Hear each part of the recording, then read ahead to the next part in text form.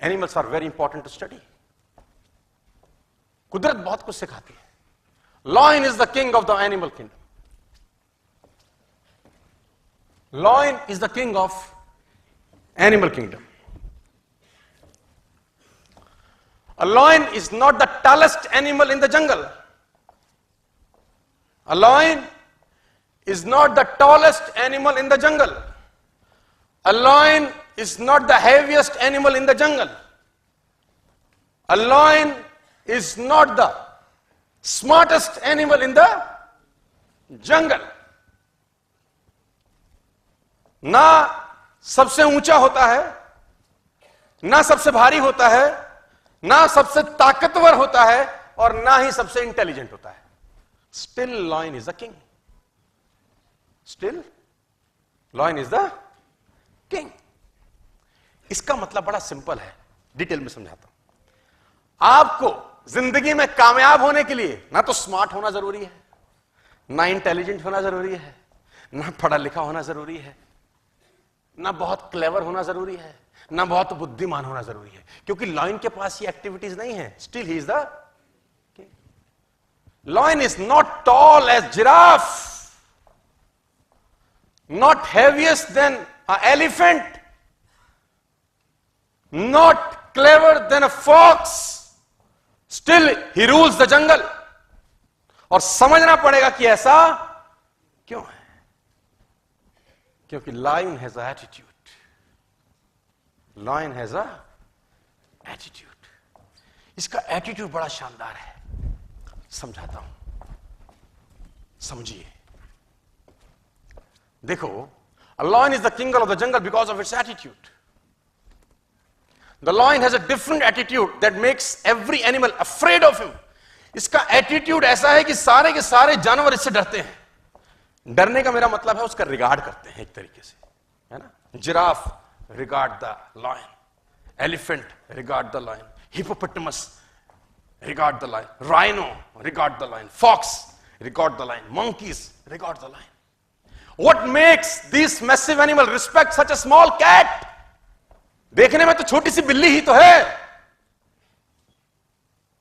क्यों ऐसा होता है कि लॉयन का सब रिगार्ड करते हैं या डरते हैं दूसरी भाषा में? It's because of its the attitude is different by difference. जैसे ही लॉयन ने एलिफेंट को देखा, समझिए, जैसे ही लॉयन ने एलिफेंट को देखा, उसके दिमाग में एक चीज आई, लंच. जैसे ही लॉयन ने एलिफेंट को देखा, उसके दिमाग में एक चीज आई, लंच. जबकि लॉयन से एलिफेंट 10 गुना एटलीस्ट भारी है. लॉयन से एलिफेंट 5 टाइम्स बड़ा है, और एलिफेंट अगर एक पंजा मार दे तो लॉयन मर सकता है.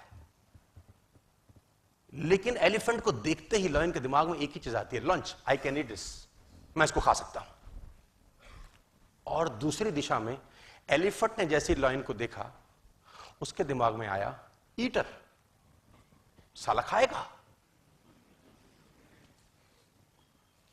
उससे भारी है, उससे ताकतवर है, उससे बड़ा है, बस उसको लगता है कि ये खा जाएगा. और लॉयन जब एलिफेंट को देख के सोचता है लंच, तो वो उसी तरीके से एक्ट करता है, और एलिफेंट उससे घबराता है. मैं बताना चाहता हूं sir, army of sheep led by lion will beat the army of lion led by sheep. है ना. भेड़ों की फौज को अगर शेर लीड करे तो वो उस फौज को हरा सकती है जिसको भेड़ लीड कर रही है, लेकिन फौज शेरों की है. It's all about attitude my difference. हाथी ताकतवर है, भारी है, एक पंजा मारे लायन को मार सकता है, लेकिन उसकी खोपड़ी में लायन को देख के आता एक ही है, ईटर, आया मारेगा खाएगा. और लायन की खोपड़ी में आता है, मेरा लंच है. It's all about believe system. उसको बिलीव है अपने ऊपर कि मैं उसको मार दूंगा. जबकि ताकत में कम है, अकल में कम है, भारीपन में कम है, हर चीज में तो, लेकिन फिर भी भारी पड़ता है। राजा वही है, because of believe system. Believe system attitude पैदा करता है। सर, आप कितने ही टैलेंटेड क्यों ना हो, नेटवर्क मार्केटिंग के अंदर कितने ही बढ़िया परिवार से क्यों ना आए हो, कितना ही लिस्ट क्यों ना हो आपका, आपके पास सारी सुख सुविधाएं हो, आपका अपलाइन शानदार हो, आपके पास दुनिया का बेहतरीन प्रोडक्ट हो, आप फेल हो जाएंगे अगर आपका बिलीव सिस्टम वीक है। तो आपका बिलीव सिस्टम वीक है तो आप फेल हो जाते हैं। और आपके पास कुछ सुख सुविधा नहीं है, no seminar, no trainings, no products, not a good company, आप साला दूर जंगल में काम कर रहे हैं, लेकिन आपका बिलीव सिस्टम अच्छा है, उससे एटीट्यूड अच्छा होता है, आप काम कर जाते हैं। It's simple philosophy. नेचर बहुत कुछ सिखाती है। मैं बार बार एग्जांपल देता हूं। Before 1964 it was a myth कि कोई भी आदमी 1 मील की यात्रा 4 मिनट से पहले में नहीं कर सकता। 1964 से पहले ये बात जन जागरण में जाहिर थी कि एक आदमी प्रैक्टिकली, शारीरिक इतना ताकतवर नहीं है कि वो 1 मील को 4 मिनट से कम में कन्वर्ट। 1954 से पहले हजारों लोग भागे, नहीं कर सका कोई 4 मिनट 10 सेकंड लेता था, कोई 4 मिनट 15 सेकंड लेता था, कोई 4 मिनट 30 सेकंड लेता था। 1954 में साला रॉजर बेनेस्टर निकल के आया और 3 मिनट 59 सेकंड में और 6 मिली सेकंड में उसने 1 मील की यात्रा कंप्लीट करी। उसको बिलीव था कि मैं कर दूंगा, बाकी लोगों को लगता था नहीं हो सकता। मजे की बात तो यह है कि 1964 में जब रॉजर बेनेस्टर ने किया, उससे पहले किसी ने नहीं किया। लेकिन आज जब मैं आपसे बात कर रहा हूं 29 जून 2019 को, मेरे जानकारी के मुताबिक 5 लाख से ज्यादा लोग ऐसे होंगे जो 1 मील की यात्रा 4 मिनट से पहले कंप्लीट कर चुके होंगे। Even school going kids, school में जाने वाले बच्चे कर गए। क्योंकि 1964 से पहले जब लोग ट्रैक पे दौड़ते थे तो उनके दिमाग में रहता था आज तक नहीं हुआ, आज भी नहीं होगा। हेलो, 1964 के बाद लोग जो ट्रैक पे दौड़े तो लोगों को लगा था साला रॉजर बेनेस्टर कर सकता है तो मैं भी कर सकता हूं। Believe system. और उस बिलीव सिस्टम के हिसाब से वो एक्ट करते हैं और बिलीव सिस्टम से एटीट्यूड पैदा हुआ और खेल चेंज हो गया। मैं बार बार उदाहरण देता हूं सर, 2011 से पहले किसी ने वनडे में डबल सेंचुरी नहीं लगाया था। Before 2011 nobody scored 200 in one day international. Sachin Tendulkar came और साउथ अफ्रीका के अगेंस्ट उसने 200 किया। हेलो, याद है? उससे पहले साला कोई 200 करता था? कोई नहीं करता था। साला टीम 200 कर जाए तो बल्ले बल्ले भाई। अगर वनडे में कोई टीम 200 कर जाती थी उस जमाने में तो लगता था आहा क्या खेले हैं ये लोग पे। और कोई 250 कर जाए जीते जीते, और 300 कर जाए अरे पहाड़ बना दिया पहाड़। किसी से भी गेंदबाजी करा लो अब तो, क्योंकि वनडे में 100 लगता था, यही बहुत था यार।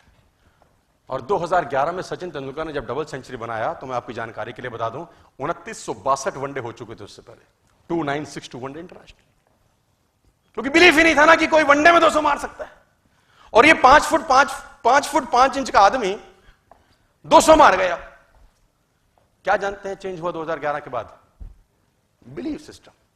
और उस बिलीफ सिस्टम से एक्टिविटी चेंज हुई, एटीट्यूड बदल गया लीडर्स का, और उन प्लेयर्स का एटीट्यूड बदल गया। और उसके बाद सिर्फ 180 वनडे के गैप में सहवाग ने उसको ब्रेक कर दिया। सहवाग ने दोहरा शतक मार दिया, रोहित शर्मा 3 बार मारा, मार्टिन गुप्टिल मारा, क्रिस गेल मारा। दोहरे शतक की लाइन लगी 2011 के बाद, क्योंकि 2011 के बाद जब बल्लेबाज क्रिस पोतर था, उसकी खोपड़ी में तेंदुलकर का दोहरा शतक था, उसको लगता था साला ये मार सकता है तो अपन भी मार सकते हैं। It's all about belief system.